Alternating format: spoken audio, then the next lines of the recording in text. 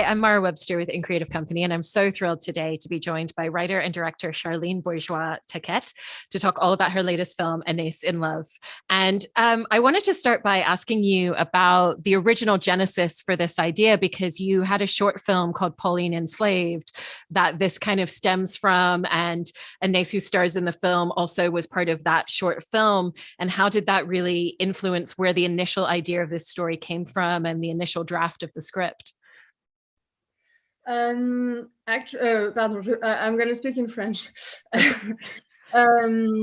Alors, j'avais l'idée de ce triangle amoureux, l'idée de ce long métrage avant d'avoir écrit le court métrage. Mais c'est vrai qu'entre-temps, j'ai écrit et réalisé Pauline a servi. Et à cette occasion, j'ai rencontré Anaïs de Moustier, qui joue le rôle principal. Il se trouve que les deux personnages, celui de Pauline et celui d'Anaïs, sont assez proches. C'est des jeunes femmes qui sont inspirées de moi, de ma personnalité, de ma vie, de mes goûts. Donc, c'est en ça qu'elles se ressemblent. Et en fait, l'influence du court-métrage sur le long, c'est qu'avec Anaïs de Moustier, on s'est beaucoup amusé en faisant Pauline a servi, parce que ce personnage de Pauline était assez excessif et c'était une comédie. Et donc, on a eu envie de poursuivre dans cette voie. Et Anaïs de Moustier m'a demandé de retravailler le personnage du long-métrage pour que ce soit aussi une jeune fille, une jeune femme qui nous fasse rire. Voilà. So I had the idea of working with this love triangle and of the entire feature script prior to working on Pauline Enslaved, but it so happened that Pauline Enslaved was directed and shot before the feature. And it's on that occasion, working on Pauline Enslaved, that I met Anaïs de Moustier, who was the main character of both films. And the character of Anaïs resembles Pauline in many ways. Both young women are drawn and inspired by me and my personality and the ways that I function. And the impact of the short film on the long was that, having worked with Anaïs de Moustier on Pauline Enslaved, and having found with her in the comedic texture and the tone something that she wanted to pursue and that we wanted to pursue further, we then reworked the feature character Anaïs to also be a young woman that would make us laugh in the same way. And you mentioned the comedic tone there, which is one of the things that I really love about the film. But it also kind of has a little bit more emotional gravity as the film progresses and as she grows as a character. And so how did you want the tone of the film to speak to her journey and development as a character as well? C'est quoi la fin de la question, Asia?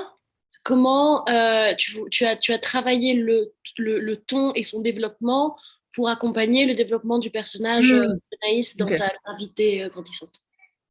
Ok, merci. Oui, alors ça, c'était un des plus grands défis pour moi et un des plus gros enjeux de ce film, c'était de mélanger les registres, parce que je voulais vraiment que ce soit une comédie et je voulais aussi vraiment que ça parle d'amour, de désir, de sentiments, que ça parle vraiment de ça, quoi, que ce soit pas superficiel, et que donc il y ait des parties au premier degré. Donc ce que j'appelle le premier degré, c'est ça, c'est ce qui est vraiment dans l'émotion, dans le sentiment. Et c'est pas ma pente naturelle. Moi, je suis plutôt du côté de la comédie. Donc, il a fallu que je travaille pas mal à l'écriture, surtout à l'écriture. J'ai revu des films, voilà, des films d'amour, comme par exemple César et Rosalie de Claude Sautet, ou des grands films romanesques comme ça, pour essayer de m'inspirer un peu. Et ensuite, voilà, le dosage s'est fait aussi au montage. C'est apparu assez clairement tout d'un coup qu'il y avait une évolution, quoi, qu'il y aurait deux parties dans le film, qu'il y aurait une partie plutôt comique avec quand même des choses graves, comme la maladie de la mère, et une partie plutôt au premier degré avec encore un peu de comédie. Et c'est vrai que si on prend la scène d'ouverture et la scène de clôture du film, on a vraiment ces deux tonalités. Et moi, je fais une pause pour Asia, et j'ai peut-être fini d'ailleurs. So the working of the different textures and tonalities was one of the biggest challenges going into this film, because I knew that I wanted really to have both elements of working with comedy, which was something that we even reworked, as I told you before, and also that there would really be a discussion of love and sentiments and certain things in the first degree, which is to say in a kind of a face value tenure, which is not my natural way of working, and and not the thing that I sort of come to most naturally, would more be this kind of comic and self-aware sort of distance. And so to find that sentimental tone without it being superficial and sort of like getting to the core of it, I had to be quite aware. One of the things is having rewatched cinema that inspired me in this sort of first degree way. César and Rosalie by Claude Sauté is an example of that. And so making that balance then was something that worked through the editing process. It became quite clear in the editing room that there would be two halves to the film. A first half, which is quite sort of the comedic half, where certain elements of gravity are already present, such as the mother's illness. And the second half of the film would be this more sentimental part, all the while keeping certain elements of comedy. And it's true that if you take the first and the last scene of the film and you sort of look at it, they have very, very different sort of tones and textures. And the whole challenge was to find that balance and that flow. There's also a real development and difference in the energy that Anaïs has as a character as the film progresses. She's very fast moving and it feels like she's trying to hold on to everything. And if she pauses for a moment or thinks too much about something, then everything's going to come to the surface. And then she does allow herself to slow down and we get to see what happens in that moment. How did you find that very specific energy? Because it also influences the way that you tell the story with the pacing of the film as well. En fait, c'est vrai que le point de départ, disons la couleur générale du film vient du personnage d'Anaïs qui va en effet très très vite pour tout, dans la manière dont elle parle et dans la manière dont elle bouge. Donc c'est sûr que je dirais vraiment la dominante du film, c'est ça, et le film s'ouvre comme ça et toute la mise en scène est un peu au diapason. Mais c'était vraiment important pour moi, en effet, qu'elle se calme, et notamment parce que ce qu'elle vit, c'est quelque chose. Enfin, une vraie rencontre, ça vous arrête un peu dans votre course. C'est-à-dire que moi, ce que je voulais raconter, c'était à la fois que le désir est un moteur et qui peut mettre les gens en mouvement, et aussi qu'une vraie rencontre, ça vous cloue un peu sur place. Donc, tout simplement, dès l'écriture, il y a des scènes dans la deuxième partie qui sont beaucoup moins bavardes, et je savais que tout le travail allait passer par des regards, quelque chose de l'ordre de la sensualité et du trouble entre les actrices. Donc c'est vraiment quelque chose qu'on a aussi cherché avec les actrices et qui vient pour le coup aussi du personnage d'Emilie. So it's true that the color, sort of dominant color and shading of the film's rhythm and then staging comes from Anaïs's character, her speed, both in movement and in speech, and she has this sort of urge forward, which sets the tone, and everything was harmonized to that for a while. And then it was very important for me that she would come to slow down, because I think that although I was very interested in showing the motor that desire is as something spurring one forward, there's also this sort of inverse movement of a true encounter being something that arrests you, being something that sort of stops you in your tracks. So I would say that in the second half of the movie, that sort of started to come through, in quite simple terms, less chatty scenes, and that I knew that a lot of it was going to happen between the actresses in the kind of gazes and physical movements and a kind of upset and offsetting sort of presence of each other. And so we had to find that together with the actresses, and a lot of that also comes from the Emily's character. And it also influences the camera work and the camera movement a lot as well. At the beginning, when Anaïs moves to another room, the camera follows her and then comes back and then goes to the next space that she's in without ever cutting away. And then we get to have, the same way that the characters have those slow glances, we get those glances through the camera as well. And we get to really observe differently.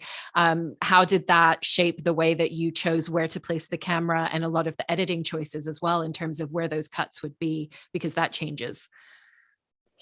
Alors, c'était beaucoup une question de rythme, quoi, dans la manière de filmer. C'est-à-dire que dans toutes les scènes de la première partie, il y a beaucoup, beaucoup de mouvements, tout est très chorégraphié, très précis, comme vous l'avez remarqué, bien remarqué.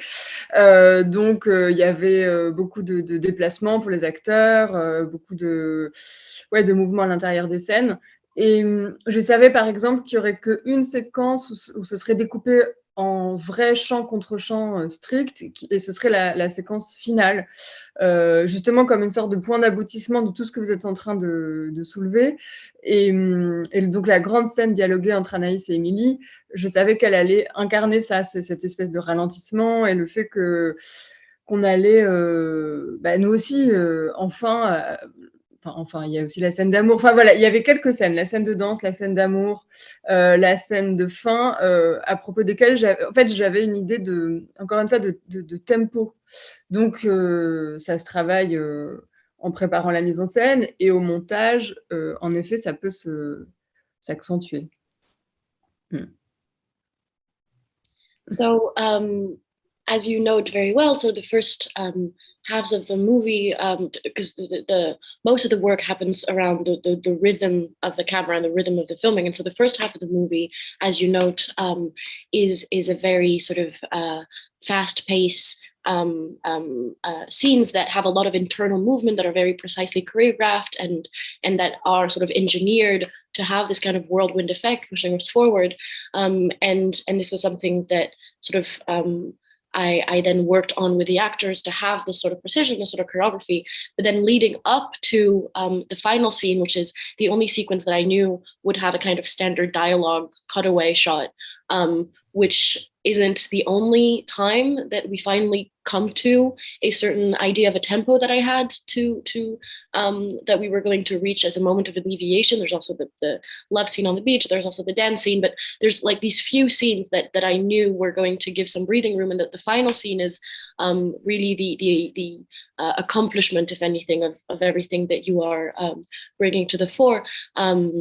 And this is something that was worked on really through the sort of staging and preparing for shooting, and then which can also be accentuated in the editing. And with the two main characters, with Anaïs and Emilie, when they meet, they connect in a lot of different ways. And one of those is through literature. And there's a lot of language around literature. And I know that you studied literature, worked in publishing, and I've heard you say that actually influences the way that you write scripts a lot, where it starts with the language and the dialogue, and then it's about the mise en scene. And so how much did that influence the way that you were writing these characters and a lot of the dialogue that comes forth? And then what does that look like when you start adding the mise en scene afterwards? Oui, alors c'est vrai que moi, ma porte d'entrée dans le cinéma, c'est à la fois le jeu, parce que je voulais être actrice quand j'étais plus jeune, et la langue, en effet. Et j'ai, ce qui est le plus facile pour moi dans tout le processus, c'est vraiment d'écrire des dialogues. Donc c'est comme ça que je commence toujours, et je cherche la langue des personnages. Et par ailleurs, comme c'était mon premier film et que j'avais donc ce gros défi de vouloir à la fois faire une comédie, en même temps parler d'amour, que voilà, je me suis dit que j'allais situer ça dans un milieu que je connaissais, et que les personnages allaient plus ou moins me ressembler, ou ressembler à des gens que je connais, parce que j'avais envie que ça sonne juste. C'est en partie pour ça que ça se passe dans ce milieu-là, avec une fille qui termine une thèse de lettres, une autre qui est écrivaine. Mais en fait, la raison pour laquelle je connais bien ce milieu, c'est aussi parce que c'est quelque chose de central dans ma vie, la littérature. Donc tout ça, c'est un peu le serpent qui se mord la queue. Si j'en reviens à vous dire que voilà, Anaïs, c'est un personnage qui est nourri de moi, et donc de mes goûts, et notamment la littérature. Et là, cette fois, je fais une pause. Asia. So it's true that my gateway into cinema first came from a desire to act. I wanted to be an actress when I was younger. And then you're right that the other element that sort of draws me forth is my relationship to language. I would say that writing the dialogues is the part of the process that comes most naturally to me. And it's the part that I sort of start with, where I'm looking for each character's tongue and their speech. And so that part of the process is sort of very central.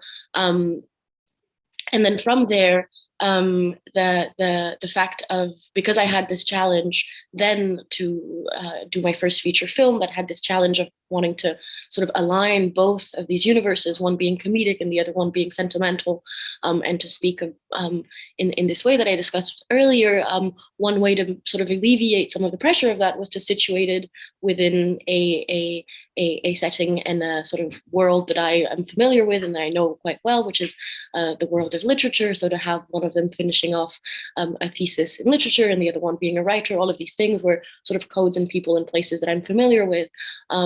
but then it sort of gets to bite its own tail. And I come back to telling you that also Anaïs is really a character that sort of draws from me and my passions and my interests, because literature is also just so central to my life, that this sort of the fact that she basks in the same sort of environments is also just a reflection of the same creative crib that she comes from. Et je peux continuer un tout petit peu? Yeah. Attends, j'ai oublié ce que je voulais dire. Ah oui, et je trouvais ça important, oui, que leur rencontre se fasse avant tout autour d'une sorte de complicité intellectuelle et de leur proximité de sensibilité avant que ça devienne érotique. Et pour répondre un peu mieux à la question, comment je passe de ça, de cette chose très, pas littéraire, mais qui est très proche du langage, de la langue, à une mise en scène, c'est en travaillant beaucoup, parce qu'en effet, j'ai pas du tout envie de me contenter de filmer des dialogues. J'ai envie que tout ça soit assez animé de l'intérieur et un peu organique, même si j'aime pas trop ce mot. Donc, toute la mise en scène, je la cherche, moi, avec mon corps, en répétant dans les décors. Et je trouve que la langue, la parole est une grande source d'énergie, et c'est ce qui est ensuite traduit à la caméra, quoi. And so just to sort of finish off, I would say that also giving them this background is also what allowed for me in the writing to develop the complicity and attraction in the way that I wanted to, which is to say that their first attraction comes from this sort of shared intellectual domain that then becomes erotic, and that also allowed me to build that. And then to answer more directly the question about how I go from this literary material to the mise en scène, I would say that, you know, I know that I have no interest in filming sort of dead text, and that I'm sort of the only way I can really answer is to say that I bring it to life by working a lot to try and find some internal movement within it, for it to come somehow from an internal motor within the speech. I don't love the word organic, but there's something about that in the way that I work, where I rehearse myself with my body on set to try and find where the words can sort of take us. And then I wanted to ask you about Emilie as a character and the way that you introduce her to the story, because she's kind of almost an enigma at the beginning. You know, when Anaïs is with Daniel still, we hear him talk about her. We see a picture of her. We start to know what she looks like, but we haven't met her yet. And so even Anaïs kind of starts to build up this idea of who this woman might be in her mind, and becomes very enamored with her before she's even met her. And so how did you want to build her as this idea for the audience that they could become very enamored with even before we meet her on screen, so that we're already connected to her in that first moment? Disons que j'avais envie de respecter les étapes de cette espèce de cristallisation. Et pour moi, il y a quelque chose qui est à la fois cinématographique, parce qu'il y a quand même beaucoup de choses visuelles dans ce que vous avez relevé, mais aussi vraisemblable. C'est-à-dire que, en fait, quand on vous parle de quelqu'un, c'est assez facile de devenir un tout petit peu intéressé, un tout petit peu curieux. Si en plus cette personne dont on vous parle se trouve faire un métier qui vous passionne, ou écrire des choses qui vous plaisent. Donc, il y avait vraiment quelque chose de l'ordre de la construction de ce qu'allait être cette attirance, et je voulais qu'on puisse y croire et qu'on comprenne en fait tout le cheminement d'Anaïs, parce que moi, il me semble, en tout cas, que dans une histoire comme ça, où on représente deux femmes qui sont censées aimer les hommes, j'aurais eu du mal à croire que comme ça, elles se croisent dans la rue et paf, il se passe un truc. Donc, voilà, ça passe avant tout par ça, une espèce d'attirance intellectuelle. Et je voulais aussi qu'on comprenne qu'Anaïs se projette, et qu'elle a l'impression que cette femme lui ressemble, elle a l'impression qu'elles ont des points communs. Et donc, c'est à partir de là que le moteur s'enclenche. C'est à partir de là qu'il y a un désir. Parce que si elle avait rencontré Emilie comme ça, de manière immédiate, peut-être que ça l'aurait pas autant fascinée que là, où il y a plein de petits indices sur son chemin, quoi. So I wanted to respect the sort of steps of this growing interest. And that comes through first a lot of cinematic sort of procedures, because a lot of the things that you're noting are visual elements. But more than that, in the sort of internal psychology of the character, what was interesting for me is to sort of prioritize a certain believability of the growing curiosity and interest, so that when somebody speaks to you of someone, you know, it's quite easy to be sort of interested, and then you find out that this person has a job that is a job that you're interested in, and then their writing is something that you're interested in, and sort of like the ways in which the many steps of that crystallization came together needed to be very clear to the audience, that they would really understand how it sort of builds around Anaïs, and then how Anaïs also projects some of her internal sort of landscape onto the enigma that you pointed to, so that there is this, so that there would be something that would happen which wouldn't sort of be what would have happened if I had just shown the two of them sort of running into each other in the street, and you have these two women that are supposed to like men and who meet and have this, it needed to sort of grow of its own accord, and I think that that's what I was sort of working to develop. Mm-hmm. And then in working with the two actresses as well, it sounds like the only two scenes that you rehearsed and choreographed before were the dance moment between the two of them, and then the moment on the beach with the two of them. And that was very necessary to kind of like come together with the choreography of both of those scenes. And what was the process in working with the two of them and really figuring out a lot of the nuances with those scenes, because they're both such vital moments for these characters and for the audience. Ouais, alors c'est vrai qu'on avait très peu de possibilités de répéter parce qu'on n'avait pas d'argent pour payer les répétitions, parce que les actrices étaient prises, parce qu'on sortait du confinement. Mais pour moi, il y avait 2 scènes évidemment sur lesquelles je voulais pas lâcher, c'était la scène d'amour et la scène de danse. En fait, la scène de danse, on l'a pas complètement chorégraphiée, mais on a cherché ensemble la musique qu'on préférait. C'est-à-dire que je leur ai fait essayer 4 ou 5 chansons sur lesquelles elles ont dansé, et on a été toutes les 3 d'accord sur la chanson qu'on préférait. Mais c'était vraiment évident pour moi qu'il y avait quelque chose de très sensuel entre elles sur cette chanson-là de Kim Carnes. Et j'ai vu que ça se passait bien, donc j'ai pas cherché à fixer les choses de manière très précise. Ensuite, pendant le tournage, je les ai laissées faire parce qu'il y avait une vraie alchimie entre elles. Et ensuite, pour la scène d'amour, là, moi, j'étais assez intimidée puisque j'en avais jamais tourné, et il y avait un vrai gros enjeu pour, comme vous dites, pour les 2 personnages, pour leur histoire. Fallait qu'on y croie, fallait que ce soit beau, fallait que ce soit sensuel. Puis moi, j'avais toute une idée de ne pas filmer ça de manière descriptive en plan large, mais d'être très près de la sensation. Donc, je voulais m'approcher des visages, m'approcher de la peau des actrices, évidemment de certaines parties de leur corps, et il fallait qu'elles soient en confiance. Donc, en fait, c'était surtout pour que toutes les 2, elles se sentent à l'aise ensemble. C'est pour ça qu'on a répété, et elles se sentaient à l'aise ensemble. Donc ensuite, quand on a tourné la scène, moi, je cherchais des choses. Ça a pris des heures, hein, je cherchais des choses, mais enfin, tout le monde se faisait confiance. Donc c'était, je crois que grâce à la répétition, ça a pu pas mal se passer, et rien n'était contrairement à ce qu'on pourrait croire. Quand je dis chorégraphier, non, on a cherché. Donc rien n'était préétabli, quoi, même au moment où j'ai filmé. Je savais ce que je cherchais.